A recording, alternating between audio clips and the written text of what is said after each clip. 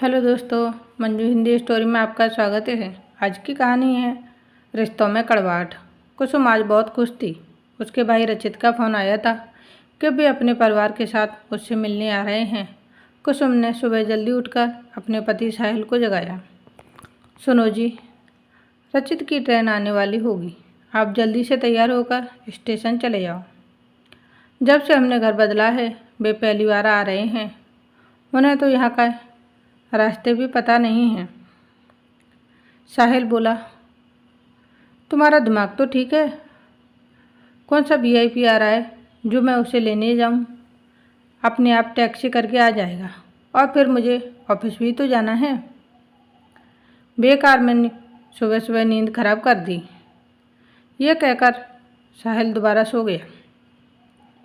कुसुम अपने पति के इस व्यवहार से आश्चर्य तक चकित थी, क्योंकि जब भी उसके ससुराल पक्ष से कोई रिश्तेदार आता तो साहिल सारा काम छोड़कर उन्हें लेने जाते, और जब तक वे यहाँ रहते हैं उनके साथ रहते हैं और जिद करके उन्हें कई कई दिनों तक रोकते हैं।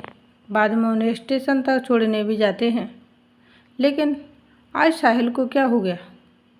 यही सब सोचकर कुसुम परेशान हो गई। उसने साहिल से तो कुछ नहीं कहा।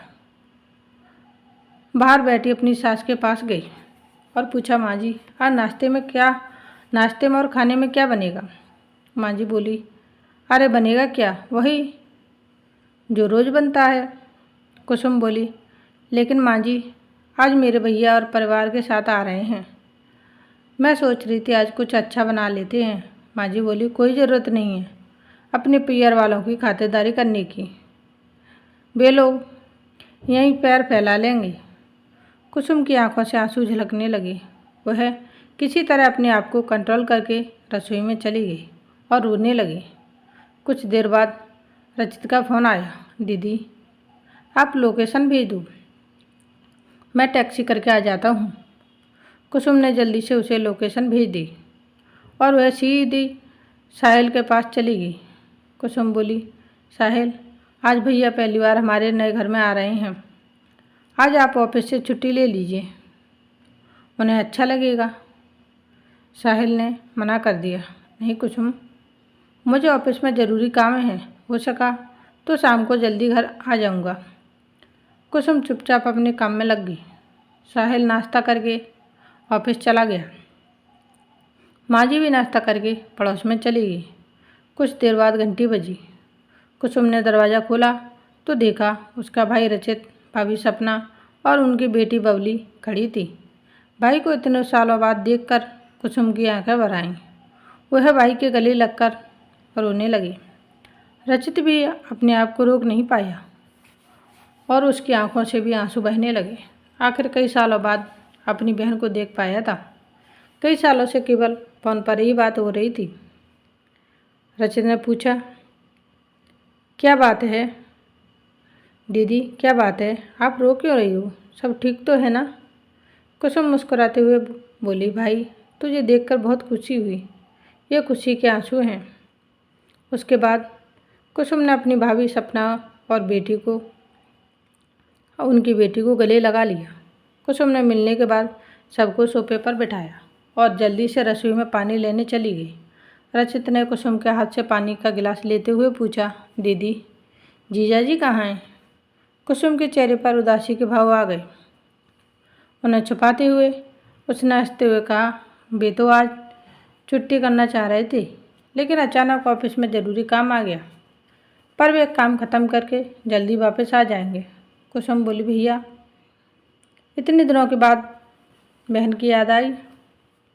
रचित ने कहा, नहीं दीदी, ऐसी बात नहीं है। तुम तो जानती हो पिताजी के बाद दुकान की जिम्मेदारी मेरे ऊपर आ गई थी। पिताजी ने काफ़ी कर्ज ले रखा था, जिसके कारण दुकान से हाथ धोना पड़ा। जैसे जैसे करके मुझे ये नौकरी मिली है, जिसमें कहीं आने जाने का समय ही नहीं मिल पाता है। कुसुम ने पूछा, क्या हमारी दुकान चली गई? लेकिन क्यों? और इतना कुछ हो गया, तुमने मुझे कुछ बताया नहीं। बताइए क्यों नहीं?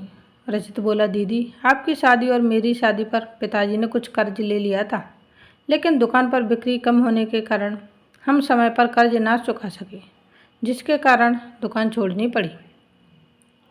आपको ये सब बताकर मैं परेशान नहीं करना चाहता था। कुसुम बोली, लेकिन भैया आप एक बार बता तो देते थे तो मैं कुछ मदद कर देती कर्ज उतारने में। मेरी शादी का ही तो कर्ज था। रचित बोला, बहन कैसी बातें करती हो, ये मेरा फर्ज था जो मैं निभा ना सका। लेकिन कोई बात नहीं, अब मैं नौकरी कर रहा हूँ, धीरे धीरे सब ठीक हो जाएगा। रही बात आपसे मिलने की, तो आज बड़ी मुश्किल से 3-4 दिन की छुट्टी लेकर आया हूँ। वो भी बबली का एग्ज़ाम है, इसी शहर में सेंटर पड़ा है। कुसुम बोली, अच्छा मेरी बेटी का पेपर है। बेटा कैसा पेपर है? बबली बोली, बुआ जी सरकारी नौकरी का एग्ज़ाम है, यदि सिलेक्शन हो गया तो यहीं नौकरी लग जाएगी। कुसुम बोली, भैया अपनी बबली कितनी बड़ी और समझदार हो गई है, चिंता मत कर बेटा, तू ज़रूर पास होगी। कुसुम ने जल्दी से सबके लिए नाश्ता तैयार किया। नाश्ता करके रचित बबली को सेंटर दिखाने ले गया। कुसुम और सपना को खाने की तैयारी करने लगी। सपना बोली, दीदी आप हमें देखकर रो क्यों पड़ी थी, क्या कोई परेशानी है? कुसुम बोली, भाभी मैं बहुत मज़े में हूँ, लेकिन भैया को देखकर माँ पिताजी की याद आ गई। भैया के साथ बिताया बचपन याद आ गया, इसलिए रोना आ गया। दोपहर को माँ जी वापस आई। कुसुम की भाभी को देखकर उन्होंने ऐसे दिखाया जैसे कोई आया ही नहीं है। सपना ने माँ जी के पैर छुए तो भी वे कुछ नहीं बोली और खाना खाकर अपने कमरे में जाकर सो गई। वैसे हर दोपहर को टीवी पर सत्संग देखती थी। कुसुम उनका ये व्यवहार देखकर हैरान थी और माँ जी के कमरे में गई और पूछा, माँ जी क्या बात है, आपकी तबीयत तो ठीक है? माँ जी बोली, ये सब कब जाएंगे, मुझे घर में सुकून चाहिए। कुसुम बोली, माँ जी ये आप क्या कह रही हैं, भाभी सुन लेंगी तो उन्हें बुरा लगेगा। माँ जी बोली, बुरा लग रहा है तो लगे, ये जब तक यहाँ हैं मैं अपने कमरे में ही रहूँगी। कुसुम बोली, लेकिन माँ जी क्या बात है? माँ जी बोली, तुझे नहीं पता इन्होंने कैसे हमारे साथ धोखा किया है? शादी में कहा था कार बाद में दे देंगे, आज तक कार का पता नहीं है। कुसुम बोली, माँ जी धीरे बोलिए, आपको तो पता है शादी के समय कितना कर्ज हो गया था। उसके 2 महीने बाद पिताजी चल बसे, कर्ज के चक्कर में हमारी दुकान भी चली गई। अब तो भैया नौकरी कर अपना खर्च भी बड़ी मुश्किल से चला रहे हैं, कार कहाँ से देंगे? माँ जी बोली, अच्छा तभी ये छुट्टी मनाने और फ्री में मेरे बेटे के पैसों पर मौज उड़ाने यहाँ आए हैं। कुसुम बोली, नहीं माँ जी, वे तो बबली के एग्ज़ाम के चक्कर में आए हैं। माँ जी बोली, ठीक है इनसे कह दे पेपर ख़त्म होते ही चले जाएं। कुसुम की आंखों में आंसू थे। तभी उसने दरवाजे के पास एक परछाई देखी। वह अंदर तक काँप गई। उसे लगा जैसे उसकी भाभी ने सब सुन लिया। कुसुम जल्दी से आंसू पोंछकर रसोई में गई तो देखा सपना बर्तन साफ कर रही थी। कुसुम बोली, भाभी मैं जानती हूँ आपने सब सुन लिया, लेकिन आपको मेरी कसम भैया को कुछ मत बताना। सपना बोली, दीदी मैंने ज़्यादा कुछ नहीं सुना, बस ये समझ आया माँ जी हमसे नाराज़ हैं। वैसे भी बुजुर्गों की बात का क्या बुरा मानना। कुसुम सपना से नज़रें नहीं मिला पा रही थी। कुछ देर में रचित और बबली भी आ गए। सपने ने खाना खाकर परोस दिया। रचित खाना खाकर कुछ देर सोने चला गया। शाम को साहिल अपने घर पर आया। रचित ने साहिल के पैर छुए। साहिल ने पूछा, और रचित कैसे हो, इतने दिनों बाद हमारी याद कैसे आ गई? रचित बोला, जीजा जी बेटी का पेपर था। साहिल बोला, अब तो मौज कर रहे होंगे, दुकान कैसी चल रही है? रचित ने कहा, नहीं जीजा जी दुकान तो कर्ज में चली गई, मैं तो नौकरी कर रहा हूँ। साहिल बोला, ओह बहुत अफसोस हुआ, वैसे कब तक रुकने का विचार है? साहिल ने रूखेपन से जवाब दिया। रचित बोला, बस कल बबली का पेपर है, शाम की ट्रेन से निकल जाएंगे। साहिल बोला, ठीक है सुबह मिलते हैं, मैं बहुत थका हूँ। साहिल अपने कमरे में चला गया। उसने कुसुम से खाना वहीं लाने को कहा।